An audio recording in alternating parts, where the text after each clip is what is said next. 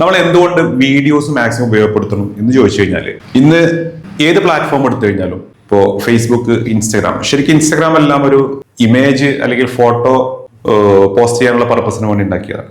ഇതുപോലെ ഒട്ടുമിക്ക പ്ലാറ്റ്ഫോംസ് എടുത്തു കഴിഞ്ഞാൽ അത് വീഡിയോസിന് വേണ്ടിയിട്ട് മാത്രമല്ല. അപ്പൊ യൂട്യൂബ് ആണെങ്കിലും okay, purely for videos. Facebook വീഡിയോസിനും ഇമേജസിനും കൂടിയുള്ള മോസ്റ്റ്ലി വീഡിയോസ് ആണ് വരുന്നത്. ഇതുപോലെ ഏതാണെങ്കിലും ഇപ്പൊ ലിങ്ക്ഡിൻ ആണെങ്കിലും ഇൻസ്റ്റാഗ്രാം ആണെങ്കിലും അതുപോലെ ഇപ്പൊ ത്രെഡ്സിന്റെ കാര്യമാണെങ്കിലും ടെക്സ്റ്റിന് വേണ്ടി വന്നത്, പക്ഷെ അതിൽ വീഡിയോസ് ആണ് കൂടുതൽ വരുന്നത്. അപ്പോൾ വീഡിയോസിൽ കുറേയേറെ അഡ്വാൻറ്റേജസ് ഉണ്ട്. സാധാരണ പറഞ്ഞു കഴിഞ്ഞാൽ ഒന്ന് ഹയർ എൻഗേജ്മെന്റ്, നന്നായിട്ട് നമുക്ക് എൻഗേജ്മെന്റ് കിട്ടും. അതായത് ഷെയർ ചെയ്യുക, ആളുകൾ കാണുക, ഷെയർ ചെയ്യുക, ലൈക്ക് ചെയ്യുക, കമന്റ് ചെയ്യുക, ഇങ്ങനത്തെ കുറെ കാര്യങ്ങൾ. കാരണം കുറെ അധികം ഇൻഫർമേഷൻസ് അതിലൂടെ കിട്ടുകയാണ്, അറിവുകൾ അതിലൂടെ കിട്ടുകയാണ് വീഡിയോയിലൂടെ. ഒരു ഇമേജ് കാണുന്നതും ഒരു മിനിറ്റ് വീഡിയോ കാണുന്നതും തമ്മിൽ വ്യത്യാസം എന്ന് പറഞ്ഞാൽ, ഒരു 1000 ഇമേജ് കാണുന്നതാണ് ഒരു മിനിറ്റ് വീഡിയോന്റെ ഒരു പ്രസക്തി. അപ്പൊ വാട്ടെവർ. കൂടാതെ ബെറ്റർ എക്സ്പ്ലനേഷൻ ഓഫ് പ്രോഡക്ട്സ്. ഇപ്പോൾ അതൊരു എക്സ്പ്ലെയിനർ വീഡിയോ അല്ലെങ്കിൽ ഒരു അനിമേഷൻ വീഡിയോ എന്ത് തന്നെ ആണെങ്കിലും നമുക്ക് നന്നായിട്ട് എക്സ്പ്ലെയിൻ ചെയ്ത് കൊടുക്കാൻ പറ്റും. ഫോർ എക്സാമ്പിൾ, ഈ ഒരു വീഡിയോ തന്നെ ഞാൻ ഇതൊരു പോസ്റ്റ് ആയിട്ട് എനിക്കിടാം, ഒരു ഇമേജ് പോസ്റ്റ് ആയിട്ട് എനിക്കിടാം, ഒരു സ്ലൈഡുകളോ ആയിട്ടൊക്കെ. അത് ആളുകൾക്ക് ഇരുന്ന് വായിക്കാൻ ഇൻട്രസ്റ്റ് ഉണ്ടാവണം എന്നില്ല, പക്ഷെ ഇത് ജസ്റ്റ് ഒന്ന് നമ്മൾ ആ ഒരു സ്ക്രീൻ അങ്ങനെ നോക്കിയിരുന്നാൽ മതി. അപ്പോൾ നന്നായിട്ട് ആ പ്രൊഡക്റ്റിനും സർവീസിനും കുറിച്ചിട്ട് എക്സ്പ്ലെയിൻ ചെയ്യാനുള്ള കാര്യം ആളുകൾക്ക് നന്നായിട്ട് എക്സ്പ്ലെയിൻ ചെയ്യുന്ന ആളുകൾക്ക് നന്നായിട്ട് എക്സ്പ്ലെയിൻ ചെയ്ത് കൊടുക്കാനും അത് കാണുന്നവർക്ക് ശരിയായിട്ട് മനസ്സിലാക്കാനും പറ്റും എന്നുള്ളതാണ്. മൂന്നാമത്, നന്നായിട്ട് കൺവേർഷൻ റേറ്റുകൾ കിട്ടും. ഇപ്പൊ നമുക്ക് വീഡിയോയിൽ ഇത് കണ്ട മാത്രം പോരല്ലോ, അതിലൂടെ നമുക്ക് സെയിലും കാര്യങ്ങൾ ഇതായിട്ട് വരും വേണം.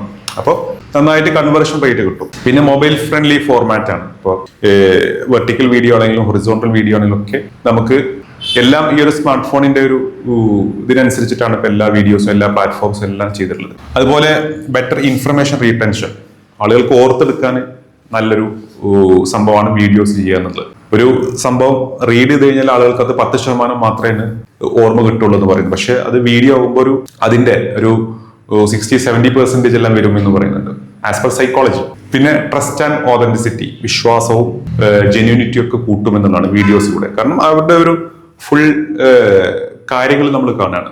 ഒരു ആളെ കുറിച്ചാണെങ്കിലും പ്രൊഡക്റ്റിനെ കുറിച്ചാണെങ്കിലും ഒരു ബിസിനസിനെ കുറിച്ച് എന്ത് തന്നെയാണെങ്കിലും ഒരു 360 അപ്രോച്ചിലാണ് നമ്മൾ കാണുന്നത്.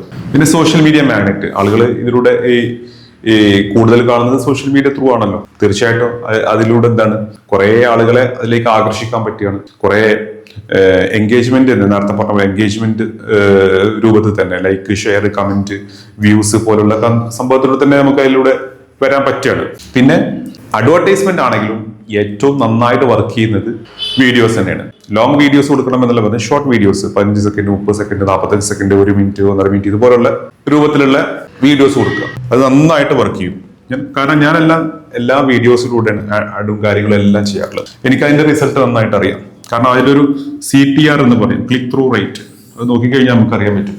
അപ്പോൾ അത് വീഡിയോസിലാണ് ഏറ്റവും കൂടുതൽ നന്നായിട്ട് വരുന്നത്.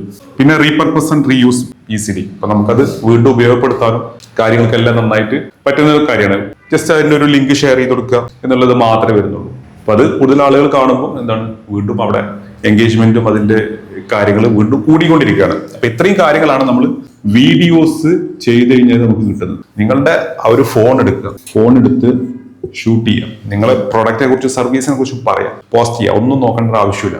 ഇനി ഇത് നിങ്ങൾക്ക് ചെയ്യാൻ കഴിയില്ല, നിങ്ങൾക്ക് ചെയ്യാൻ മടിയാണ്, അല്ലെങ്കിൽ അതിന്റെ ഫുള്ളായിട്ട് ചെയ്യാനുള്ള കോൺഫിഡൻസ് ഇല്ല എന്നുണ്ടെങ്കിൽ നിങ്ങൾക്ക് തീർച്ചയായിട്ടും എന്നെ കണക്ട് ചെയ്യാം.